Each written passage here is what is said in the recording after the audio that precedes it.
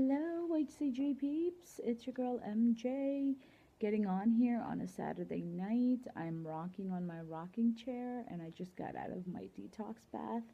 It was incredibly relaxing and it's about 10ish here, so I'm getting ready to go to bed, but I figure I'd hop on here and just sort of talk to you and let you know what I've been thinking. So the topic of my vlog tonight is Sat Nam, which is a mantra that stands for truth identified. And and I was thinking about this in terms of vlogs that we watch and people whose journey we follow. And I think for the ones who I follow, their journey for some reason I can really identify with them, and they speak directly to my heart. And there's some people I watch their vlog and something about them like turns me off for whatever reason. But I'm very mindful not to judge that. I'm very mindful not to go, oh, they're crazy, they don't know what they're talking about, they have major issues. Because one thing I know is if I can see it in other people, it exists within me. And so I try to ask myself the questions like, what is it about that person that's really turning me off? And then I try to come from a place of compassion and acceptance and to know that the fact that they're on here vlogging, they are in the process of seeing themselves. And maybe they don't see themselves as clearly as others do yet, but they are putting themselves out there. So I can completely identify with that. Um, so I was thinking about this. Sat Nam, truth identified. And I've been told many times that when people speak the truth in our presence, something inside of us is immediately kind of like ignited and it magnetizes the part of us who wants that. And and I'm always so incredibly humbled by the universe whenever certain people show up in my life who are really here to support me and help me, or certain books or certain lectures or TV shows. And it's sort of that when the student is ready, the teacher will show up.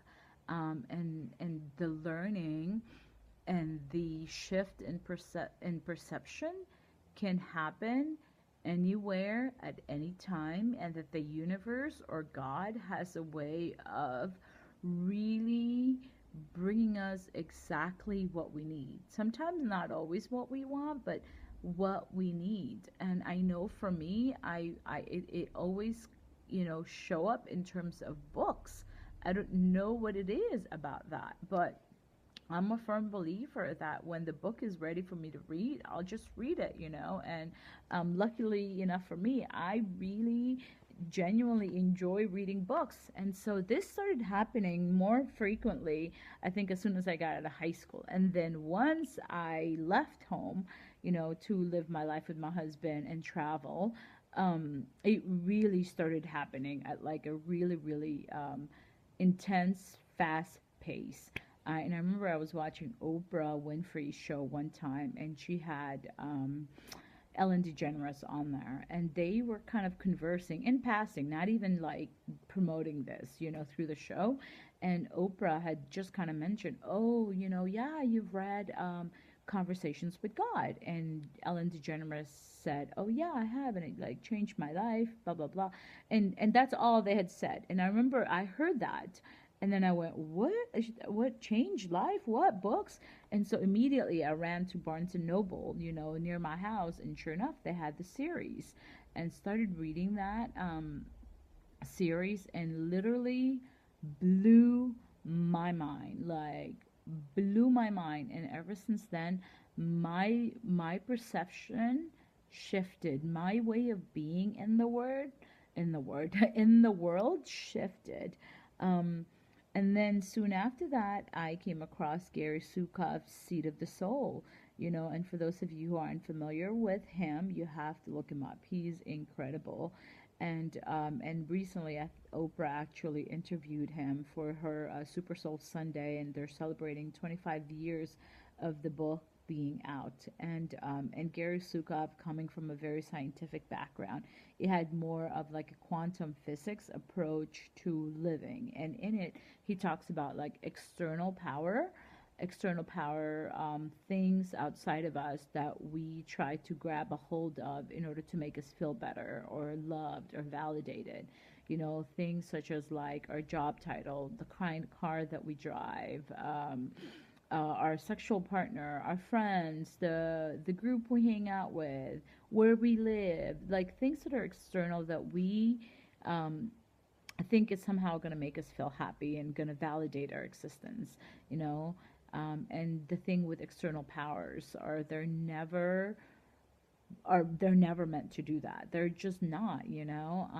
And then he also coined the term authentic power, you know, pretty self-explanatory. Power that's genuine, that's authentic, you know, it's like who you really are from the inside out, you know. Power with instead of over, you know. And I remember coming across those two terms, and how life is kind of a school where we're here to learn, you know. And I remember sitting there just absorbing all of this, soaking it all in, and being humbled, and oftentimes like being brought down on my knees and, you know, praying to God, praying to the universe, and going, what are you doing to me? I don't understand what's going on, you know. And it's only because I'm a firm believer that every prayer is answered, you know, if you are willing to listen. The answer can come from a song, can come from a book, can come from a sentence or a phrase or a word that your friend, you know, blurts out. And it's like, you know, God, the universe has many ways of answering our questions or answering our prayers. And we have to figure out a way to quiet ourselves and to unblock sort of what's blocking us from receiving the answers. We all have to figure out what way is that. Is it praying every day? Is it meditating? Is it doing yoga? Is it running? Is it being mindful while you're eating? Is it going out and enjoying nature, whether it's gardening or taking care of your chickens or whatever, you know? But I'm a firm believer that